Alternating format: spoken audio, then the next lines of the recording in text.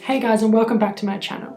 In the video today we're going to be discussing micro SD cards versus SD cards and why you should always opt for the SD card. I think we should address the elephant in the room, and that is why micro SD cards are just so appealing these days. The first reason that they're appealing, I believe, is the pricing. You can pick these up pretty cheap, and even if you don't have to buy it, a lot of people have them laying around simply because so many household items these days utilize micro SD. You've got the Nintendo Switch, you've got the Nintendo Switch Lite, the 3DS, the list goes on. So many consoles accept micro SD. And in addition to this, we've got a lot of Android phones that take micro SD too.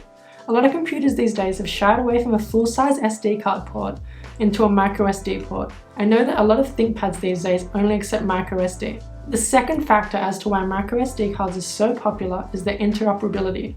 They are used in so many devices.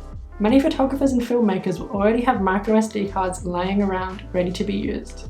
Even if you're not a photographer or filmmaker and you don't have drones or GoPros that have micro SDs, you'll definitely have some lying around from an old Android phone, maybe your old DS, or something else. You'll definitely have these in your house somewhere, and as such, a lot of people like to gravitate towards them and try and use them in their cameras. Now we get to the speed requirements of modern cameras. Mostly all cameras these days are now pushing 20 plus megapixels, and that's before you take in the burst speeds and the buffers. Resulting from high burst rates, larger and larger buffers, and 20 megapixel plus sensors, your camera demands a lot out of its storage. Moving on from still imagery, these days a lot of people are also focused on video.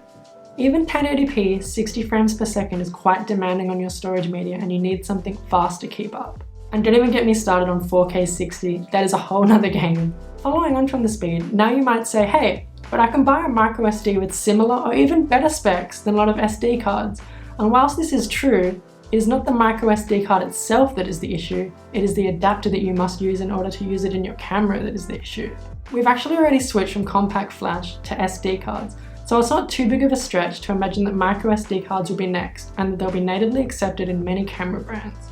But until then, you're stuck using an adapter, and this is where the issue lies. Now, in some instances of my testing, the adapter with the micro SD card can actually reach the advertised speeds in a computer when I'm utilizing a program to measure the read and write speeds. But in a camera, it's a whole different story. Unfortunately, I can't provide you with actual stats, as there's no way of testing the read-write speeds whilst in a camera. Now we get on to durability, and this is a big issue for micro SD cards. In my personal experience with the durability of micro SD cards, I've actually had two break on me. One of them, it was quite a new card and I was using a brand new adapter. I attempted to pull it out and somehow it was already snapped in half. This is pretty devastating. It was a 64 gig card and I had a lot of stuff backed up from my Note 8 on it, and I was only briefly testing it in camera. Now, if you already happen to have a micro SD card or you went out and purchased one for your camera, it will work in your camera, but there'll be a few issues that you will have to work around, such as burst speed, the buffer rate, and video issues.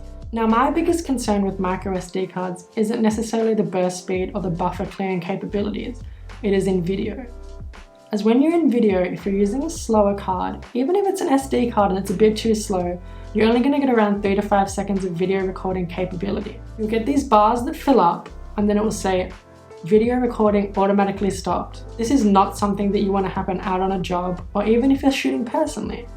It's very frustrating and you're not going to be able to capture any video of the event or that memory. Even though these issues are present, I'm not going to outright dismiss the utilization of micro SD cards. They do have their place, they're affordable and many people have them lying around. And as such, they can be used temporarily until you upgrade to a fast SD card. So thanks guys for tuning in. This is a pretty quick one, but I wanted to make a technical video as a lot of my friends are getting into photography and they ask me these kind of questions. So I know there's a lot of you out there who are wondering, can I use my micro SD card in my new camera? Thank you for watching and I'll see you in the next one. Until then, keep in focus.